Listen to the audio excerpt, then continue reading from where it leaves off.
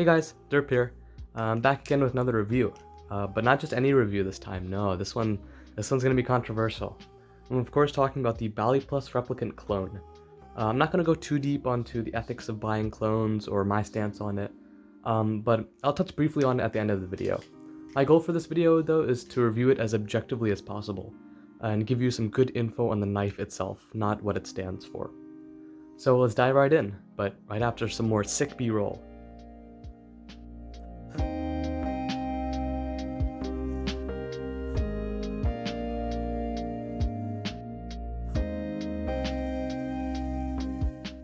Okay, so build quality out of the box kinda sucks.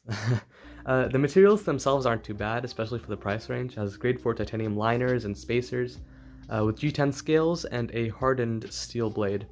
However, the hardware quality is definitely lacking, especially the washers, and the screws have been known to strip. The G10 is nice and grippy, but the edges of the cutouts are kind of sharp. But the weirdest of all is that the live edge of the trainer blade hits the stock spacer on the closing, which makes it like a loud metallic clack. It doesn't really affect flipping, but it does affect the sound if that's important to you. Tolerances out of the box are kind of bad, so tuning this thing is pretty necessary.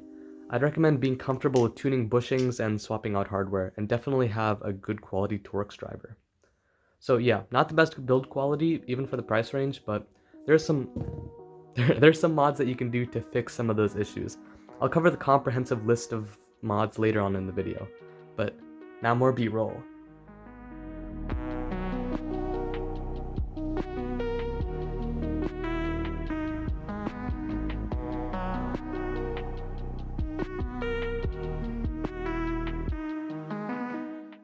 The stock flipping experience is alright. Might have to tune the pivot screws out of the box to get good swing, but once you do that, it flips pretty decently. However, depending on the blade and spacer configuration that you have, the balance can vary pretty drastically. The stock spacers combined with the trainer blade results in a very handle bias balance. I wouldn't really recommend it because it might be a bit jarring to go to that much of a handle bias if you're not used to it. The stock spacers with the Alta Live blade has a slightly handle bias balance, which I liked a lot more. If handle bias isn't your thing, you can actually make DIY barrel spacers for this thing, using the spare hardware that they provide. So that's what I have in there right now. I don't know if you can see that, but that's actually a bushing sandwiched between washers. And that can make like a DIY barrel spacer, and it reduces the handle weight drastically. And it provides two more balanced profiles. The DIY barrel spacer with the trainer blade, which is what I have right now, has a fairly neutral balance, similar to my squid trainer but with a touch more handle weight. And finally, the DIY barrels with the Alt Live blade has a blade bias balance. So yeah, there's definitely a decent amount of customizability in balance profiles, even with the stock stuff that they provide. So you can find out which balance you prefer. It's pretty cool. Personally, I like the DIY barrels with the trainer blade the most, just because it's kind of what I'm used to, a neutral balance. But the Alt Live blade with the stock spacers is definitely a close second. That felt really good too. Balance aside, the rest of the knife is pretty great for flipping. It feels nice and grippy and performs well on most tricks. Ladders feel great even without the jimping on the sides. Even without jimping on the sides of the spacers. And the spine is rounded, so chaplains are nice too. It does feel a bit rough all around though, not quite as polished and comfortable as something like my squid trainer over there. But that's kind of to be expected at this price range. However, there was one thing that affected flipping pretty badly when I first got it, and that is blade rub. And it wasn't your standard blade rub either. It was only on one side of the blade. If I remember correctly, it was on this side. And so, because it was only on one side of the blade, that means it wasn't just an undersized bushing or a loose pivot screw. I tried a ton of stuff and I finally fixed it, and I'll talk more about that in the modding portion of this video. But for now, just know that the poor build quality can affect flipping out of the box. So you probably will have to do some modding, which I'll cover next.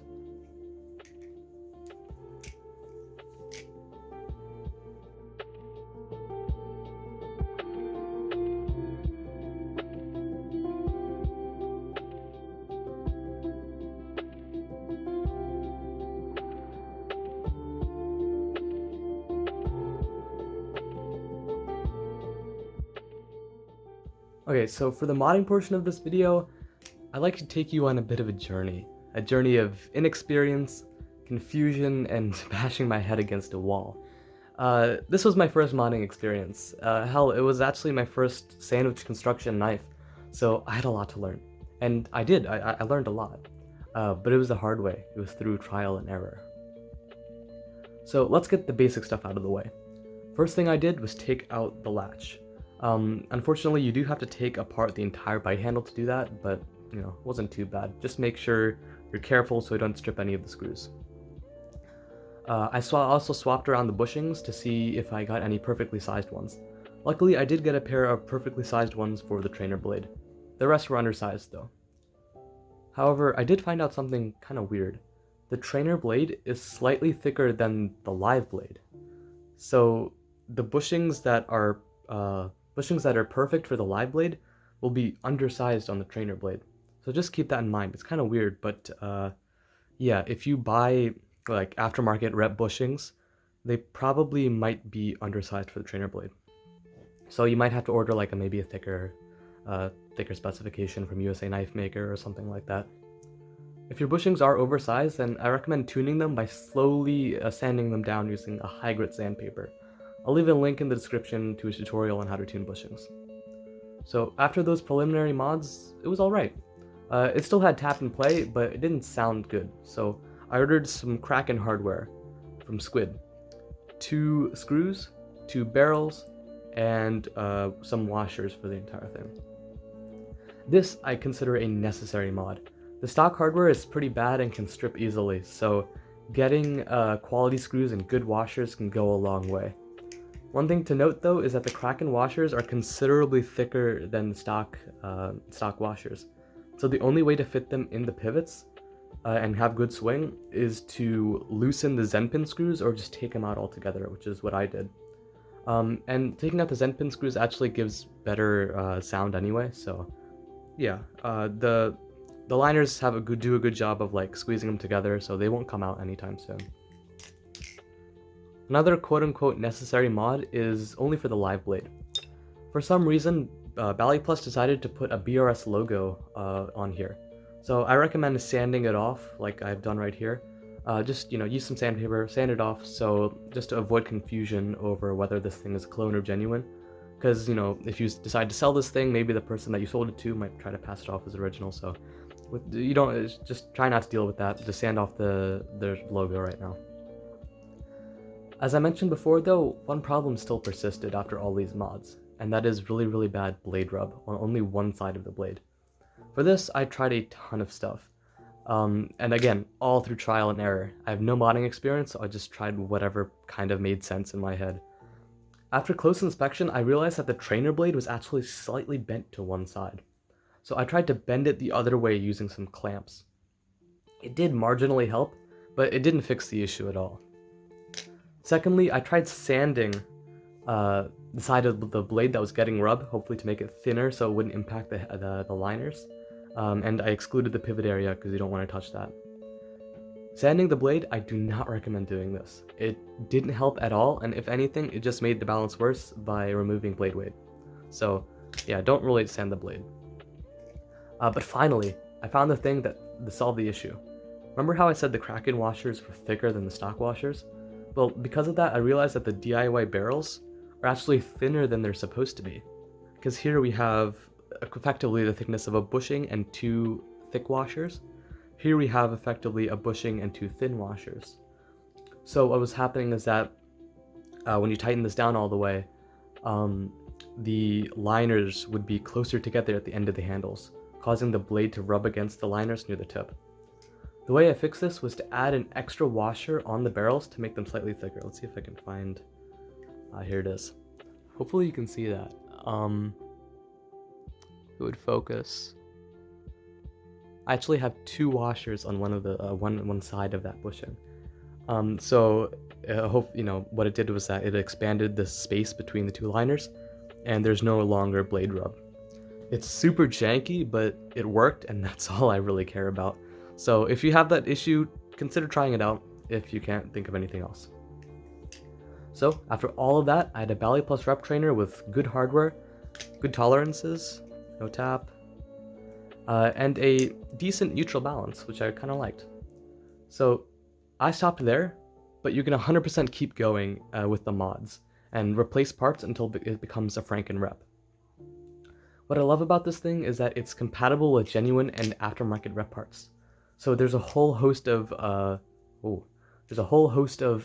mods available on the third-party companies and modding materials. You can also replace the liners to upgrade to grade 5 titanium. Just keep in mind that the Zen pins won't be compatible, so you have to change these. Spacers and scales can also be replaced without any problems generally. In terms of mod potential, this thing is kind of unmatched for the price. You can really upgrade it over time and slowly make it unique, provided you're willing to spend the time and money. So yeah, if you're looking for something that's great out of the box, this isn't really it. You're gonna have to do some work to it. But if you're looking for a modding platform and learning experience, you can definitely provide that. So for that, this is a great Bali.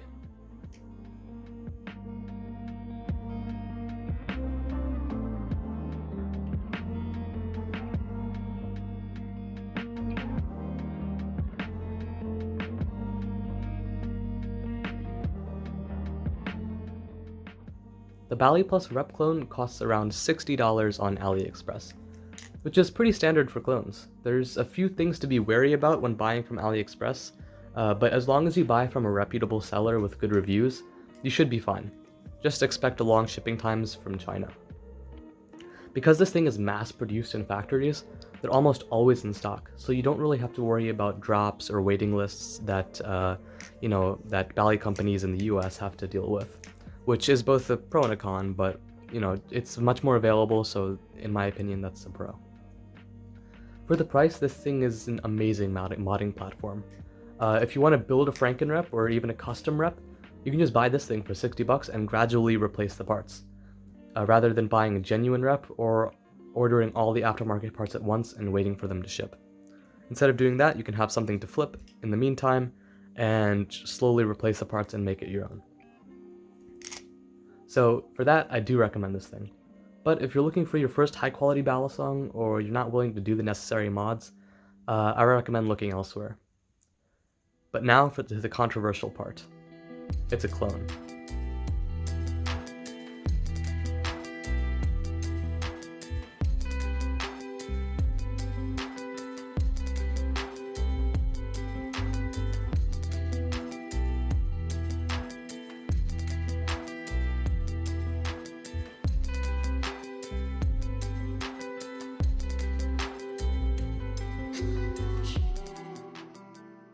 So this thing is a clone, meaning it's a Chinese ripoff of an original knife. You can see the Baliplus logo right here. And it's cloning the Baliplus Replicant, which has a base price of around $280 made by Blade Runner Systems. Now, I'm not going to tell you what to believe. If you don't like clones, that's perfectly fine, I understand that. But I think I can make a case for this one. Point number 1. The market for replicants is absolutely and utterly screwed. BRS does not drop standard replicants often. I think they've done it like a total of twice or 3 times this year. Even if you manage to get one from their drops, which sell out in literal seconds, chances are you're gonna have to tune the bushings and do some modding to it anyway, because BRS's quality control has tanked tremendously. The secondary market for them is screwed too. Standard reps, regardless of the condition, go for minimum 300, which is a good chunk more than they retailed for. So if you just want a replicant, sure, you can get one for 300. But if you want one for modding and customizing, having to spend $300 as an initial investment into something that you're going to sink hundreds of dollars into more later is not exactly an appealing proposition when you're going to end up replacing all the parts anyway.